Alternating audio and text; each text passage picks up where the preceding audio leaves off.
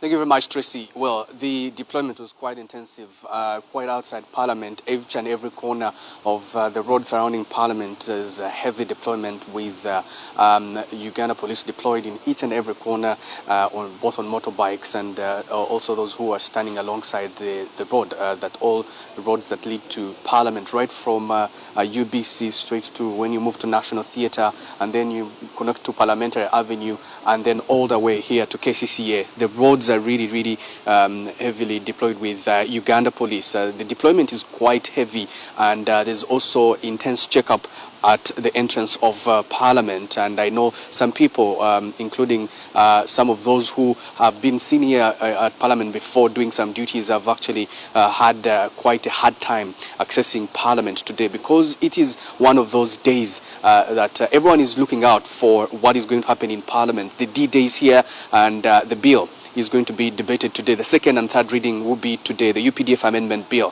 When we got here, at least about a third of the parking here at Parliament, when we got here at about 6:50, a few minutes to 7 a.m., it was already full, which means that you could see cars of members of Parliament already who had already accessed Parliament and are waiting to see. Maybe those were avoiding some of the challenges their colleagues faced while accessing Parliament. Maybe we do not know, but as early as 7, members of Parliament had already made their way to the parking of Parliament. Today is one of the D-Days, when all eyes are on Parliament, looking to see what happens. The information we get is that by last night, the caucus that had sat in Munyonyo, that is of the Defense and Internal Affairs Committee, the Joint Committee, had concluded a report. However, there is still, of course, disagreements about this report. We do not know where we can be able to access this report until it is tabled on the floor of Parliament. But we understand by late night there were still disagreements on the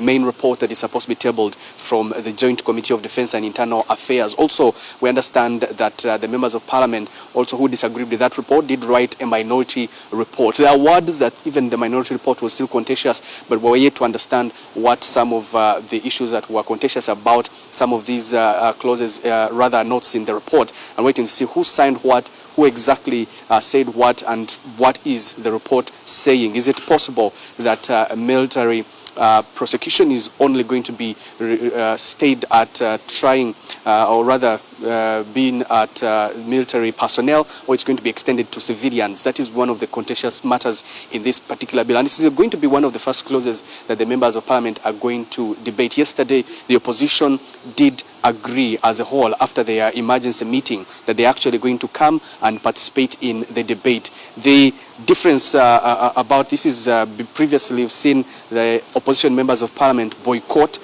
plenary sittings as a sign of protest.